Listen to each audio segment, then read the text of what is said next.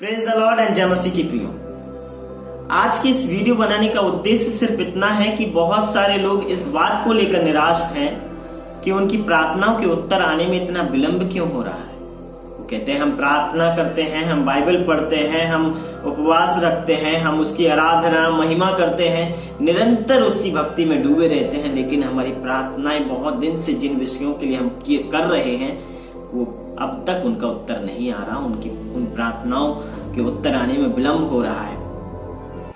मेरे प्रियो, परमेश्वर हम सबसे प्यार करते हैं और वो हमारी सारी जरूरतों को जानते हैं, लेकिन मैं आज उसके वचन के द्वारा आपको इंकरेज करना चाहता हूं जो हमें मिलता है यूहन्ना 11 अध्याय उसका 1 वचन से लेकर के 57 वचन तक। जब हम पढ़ते हैं ये पूरा चैप्टर तो यहाँ पे लाजर को यीशु मसीह जीवित करते हैं, मुर्दे लाजर को कब्र से बुला करके जीवित करते हैं। और जब हम पढ़ते हैं यूहन्ना रचित सुसमाचार उसका 11 अध्याय उसका 5 और 6 वचन, जहां इस प्रकार लिखा है कि यीशु मसीह मरियम, मार्था और लाजर से बहुत प्रेम करता था, और जब उसने सुना कि लाजर बीमार है तो वो 2 दिन तक वहां रुक गया। जब यात्रा में था तो यीशु मसीह वहां 2 दिन तक रुक गया। मेरे प्रियो, ये परिवार यीशु मसीह की बहुत भक्ति करता था और बहुत बड़ा भक्त था, और यीशु मसीह भी इस परिवार के साथ घनिष्ठ प्रेम में सहभागिता रखते थे, इस परिवार के साथ बहुत प्रेम करते थे। ये इनके, अगर हम कहें तो ये इनके बहुत करीबी थे, लेकिन फिर भी इन्होंने कष्ट को सहा, फिर भी इन्होंने बीमारी को देखा, इन्होंने कष्ट को देखा, इन्होंने क्लेश को देखा, और लाजर ने बहुत बड़े कष्ट को देखा और वो कष्ट को देखते ही मर गया। कष्ट को सहा और वो मर गया। वो असहनीय दर्द उनके जीवन में होगा।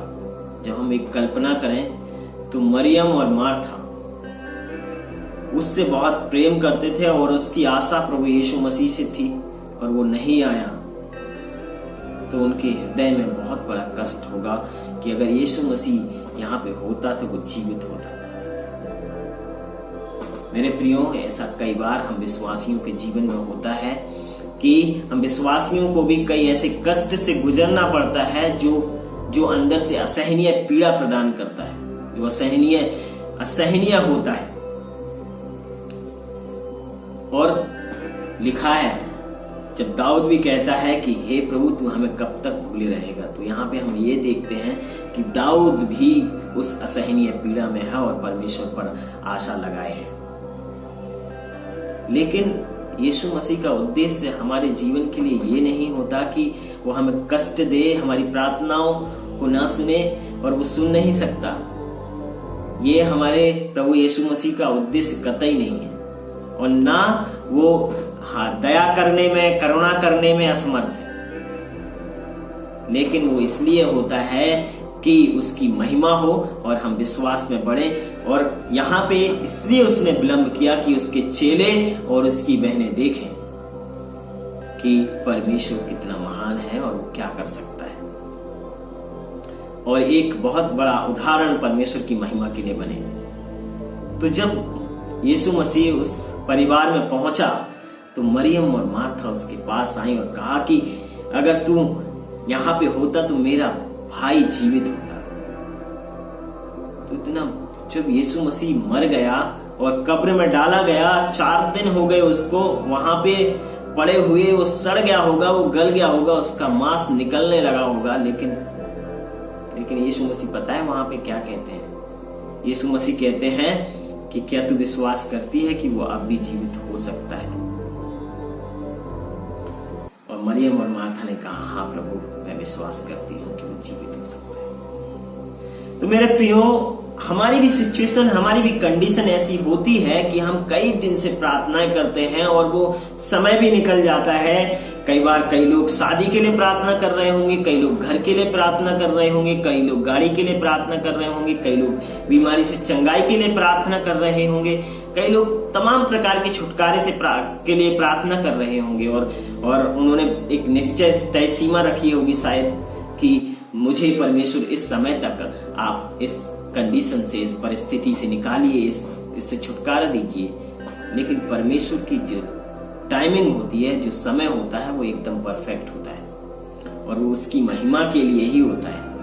और उसकी महिमा जिस चीज में होती है वो काम करता है, या फिर हमारी प्रार्थनाएं उसकी इच्छा के अनुसार नहीं होगी।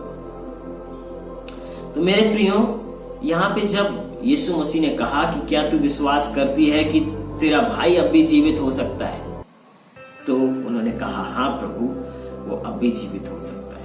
लेकिन मेरे प्रियो, यहाँ पे जब मार्था और मरियम ने ये बात को कहा तो वो उन्होंने अभी के लिए नहीं कहा था कि वो अभी जीवित हो सकता है, लेकिन उसने ये कहा था कि जब परमेश्वर के पुत्र अपनी महिमा सहित जिएगा तो वो पुनरुत्थान के दिन भी उसका भाई भी जी उठेगा। लेकिन यहाँ पे यीशु मसीह तुरंत जी उठने की बात करता है, वो शारीरिक रूप से चमत्कार करने की बात करता है। और फिर वो वहां पे जाता है, उस कब्र के पास जाता है और लाजर से कहता है, हे लाजर बाहर आ। और लाजर वैसे ही कपड़ों में बंधा हुआ जीवित लाजर बाहर आ जाता है।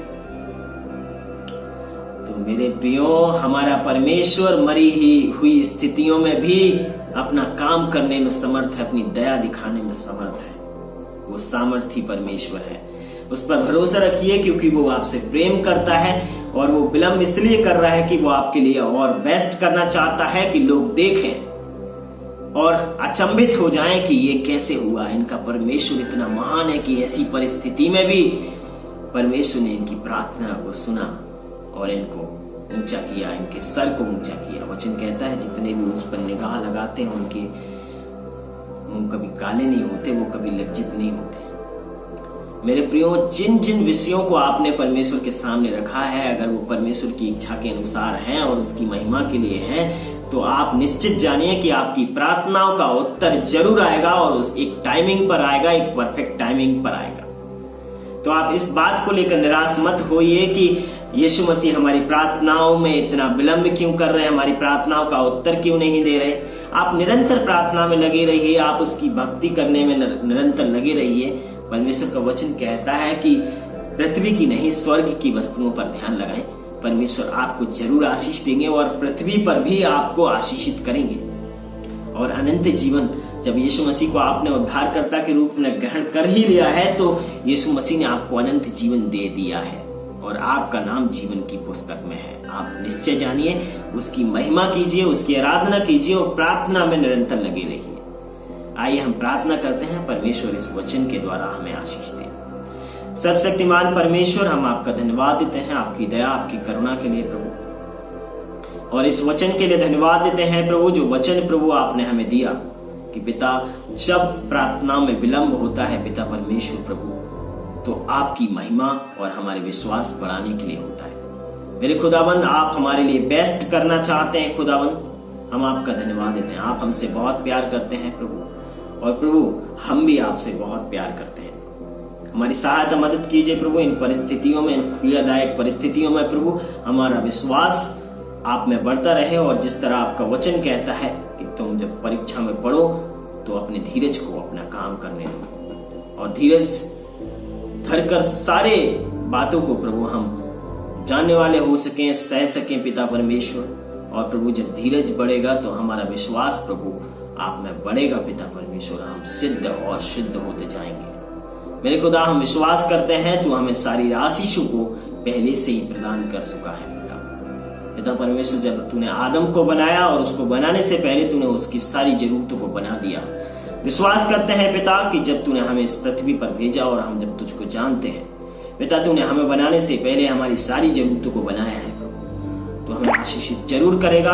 हम आपका धन्यवाद देते हैं प्रभु। सभी भाइयों बहनों को जितने भी ऑनलाइन सुन रहे हैं प्रभु, उन सबको आप आशीष दें प्रभु। यीशु के सामर्थी नाम में इस प्रार्थना को मांगते पिता, सुन के दया से कबूल करें। आमीन आमीन।